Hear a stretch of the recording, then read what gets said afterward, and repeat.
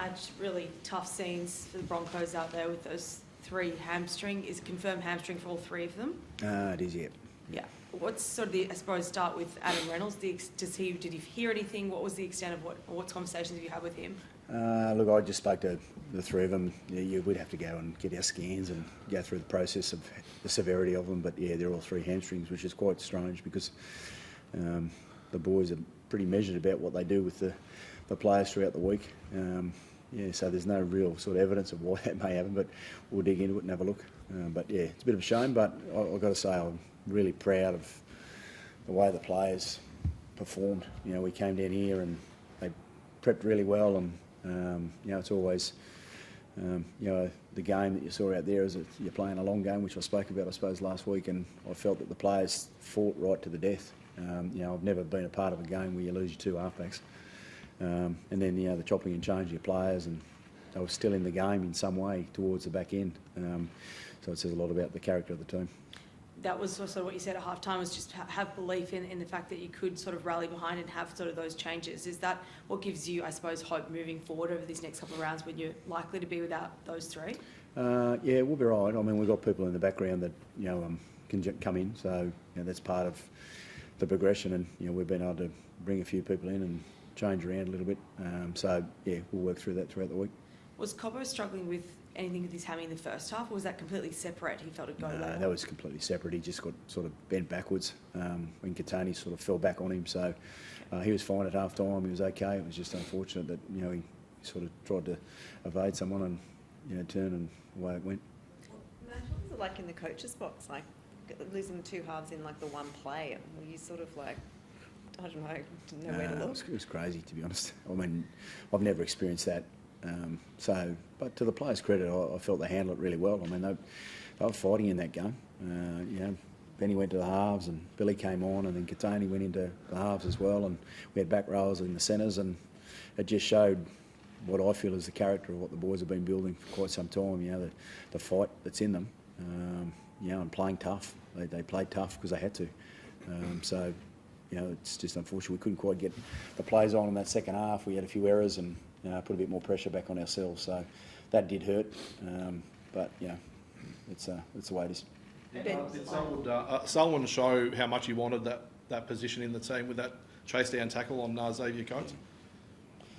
Yeah, I thought that a lot of the players showed effort like that. I mean, there were times there where on our right edge we had Jack in the centres, and he was saving tries over there, and Pappenhausen obviously swung around there quite a few times, and you know, to see Selwyn chase across and everyone get back and stop the try there, that was, you know, once again, I keep going back to the character of what this team's been building. You know, and we've gone through plenty together, and I was super proud of what they did tonight.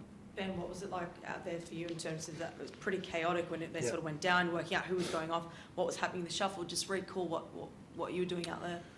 Yeah, the next couple of sets after that was pretty chaotic.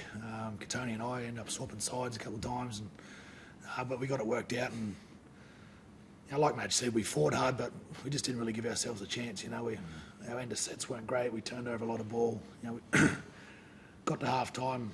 You know, we still felt like we were in it if we could just, you know, get our act together a bit. But yeah, like Madge said, we made a couple of errors and just hurt ourselves.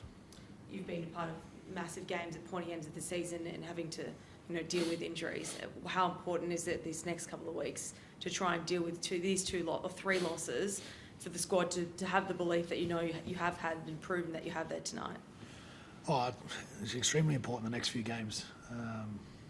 You know, like Madge said, we've got a few guys that have been working hard in the background that have played some NRL in the past and this year that can come in. So we'll get back to training on Monday and sort all that out and, you know, push forward to next week.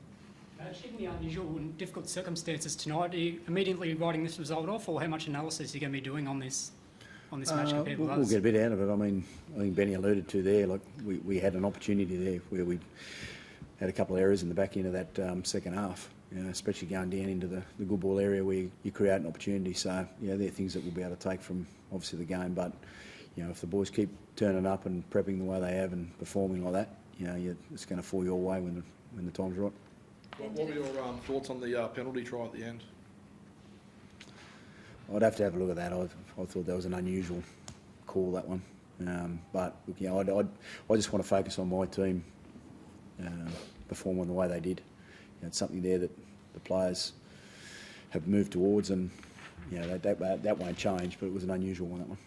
Reece Walsh had, I think, 2 forward passes this evening, not just quite off the mark, but does it feel like he's working at that training? You're seeing behind the scenes him trying to really nail those sort of executions? Yeah, he practices those. You've got to be able to execute that. That's part of what we'll take away from the game, and timings and passing and things like that. So, yeah, if you execute those, it's a different game. What's your likely options for the halves going forwards? Will you stick with what you went with tonight, or is that kind of... I'll talk to the players and we'll go through that. I haven't even thought about that, to be honest. I'm just sort of more concerned about the boys, and Ez is actually pretty positive. So we'll see where that takes itself throughout the week. Yeah, did he say he felt he was a bit higher up his hamstring? Sometimes it can be a bit nervy as well, so Okay. it can actually go down through into your hamstring. So every now and then you get a bit of luck. Thanks. Thanks. Thanks, guys.